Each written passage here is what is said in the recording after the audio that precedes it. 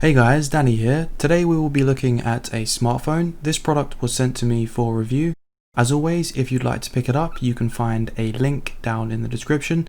This is the Elephone E10, and one of its selling points is it's supposedly one of the most cost-effective camera phones as it's using quad cameras.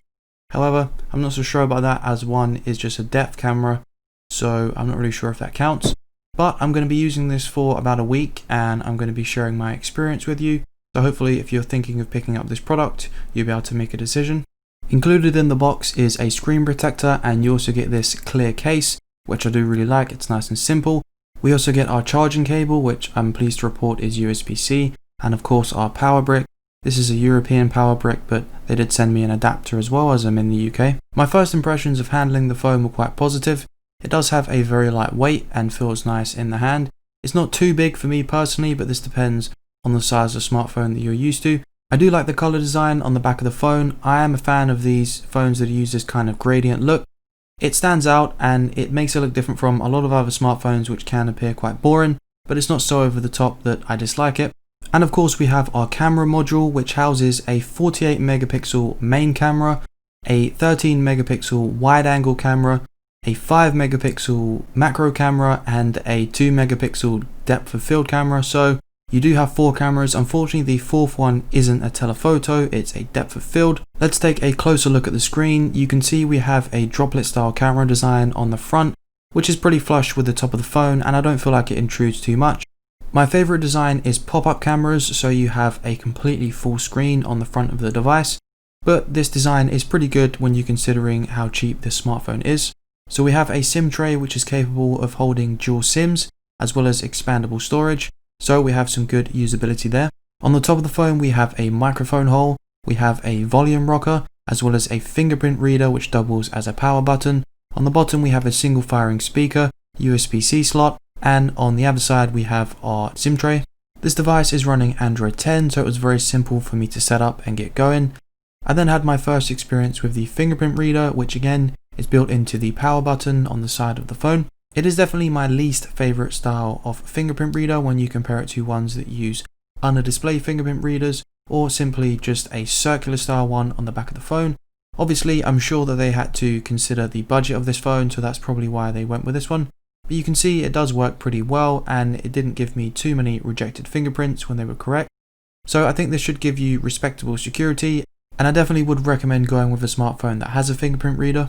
Let's talk a bit more about the display, which is a 6.5 inch water drop display, and the resolution unfortunately is only 720 by 1560 pixels, so you're not actually getting full HD here, which is also carried over to YouTube. You're only able to play clips in 720p, which is a bit unfortunate, but I do have to say, coming from my Xiaomi Mi 9T, I didn't notice a huge difference in picture quality, but it definitely is noticeable. For the price you're paying for this phone, I do think you will find it acceptable if you're going to be using this for, vlogs and watching your average sort of video. For movies, however, and more high quality footage, I think you will notice the difference. The single firing speaker on the bottom of this device was lacking in quality.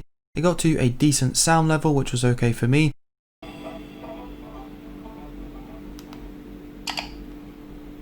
Hey guys, Danny here. I hope you're all doing well. Today we are taking a look at the MJX Bugs B7. This product was sent to me for review.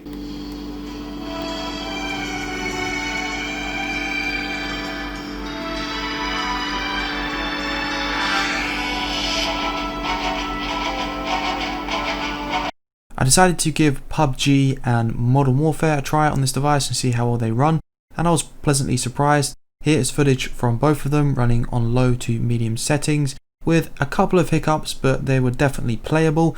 And it's worth noting that PUBG had a very long boot time for some reason, and also got stuck at one point, but once I got past the initial login it seemed fine.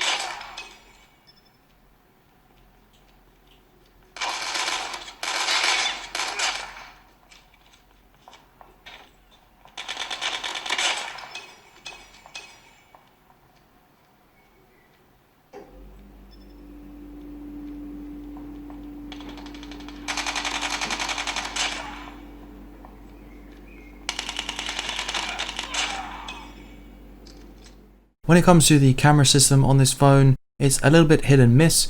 Let me explain. So you have your main camera, and then you can switch to your wide angle and you can take a picture as normal. But unless I'm missing something, it appears only the main camera is able to take video, which is really disappointing, as that is one of the useful things to a wide angle camera if you want to get an action shot.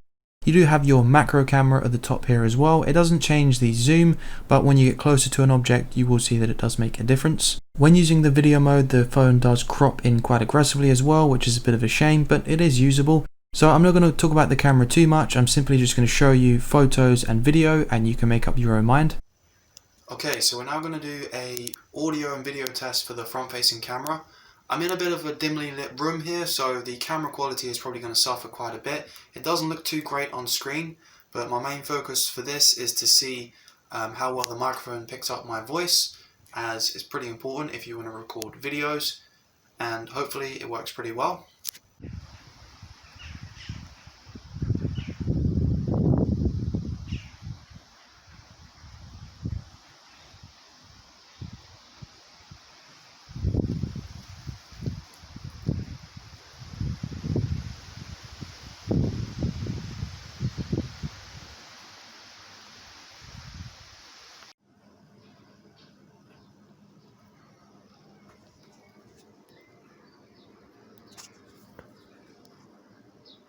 So while the audio quality for the camera is quite poor, I think with the right lighting conditions you can get some decent photos.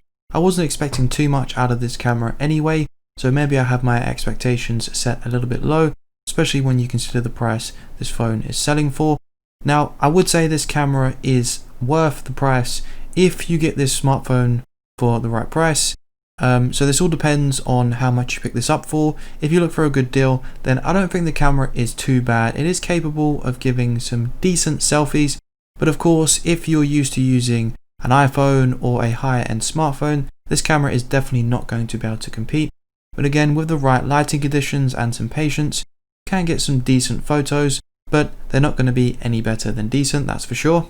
Probably the area I disliked most about this phone is the launcher it's using, and the icons that it uses to replace some of Google's services, like Google Photos. But of course you can change this very easily using a custom launcher. There's plenty out there. I recommend taking a look at the Poco launcher, that is a very good one. Using this phone daily for about a week, I didn't run into any major issues, and I had no problems using all of my apps, such as YouTube, Facebook, Instagram, Spotify. I also tested with some Bluetooth earbuds, and I didn't run into any issues. It was relatively snappy. Again, if you're coming from a high-end smartphone, you'll definitely notice the difference. But if you just want a basic phone which is able to handle most apps, then I think this will be fine for you. Lastly, let's talk about battery life. This smartphone is using a 4000 mAh battery. It took 3 hours to fully charge, which was a little bit strange since it did say it supported 10-watt fast charging. It did fare pretty well, however, on day-to-day use. I got down to 33% battery with about 4 hours of screen on time, and that was a lot of gaming, so I think this will last you easily a whole day, and you can get probably 5 to 6 hours of screen on time and maybe more if you're very careful. As always, if you'd like to pick up this product, you can find a link down in the description, which also supports my channel. And that brings us to the end of the video. My thoughts on this product are a little bit mixed. I think for its price, it does offer acceptable performance, and the camera is again decent for the price you're paying. But I do think it doesn't excel in any one area. It definitely does offer decent value for money, but this all depends how much you can pick this up for. I would say if you can get this for £100 or less, then it is a decent buy. But I really hope my video was helpful to you and helps you make a decision on whether you'd like to pick it up. If you did enjoy the video, please give it a thumbs up. If you're new to the channel, please consider subscribing for more videos like this one. And of course, I will see you in the next one.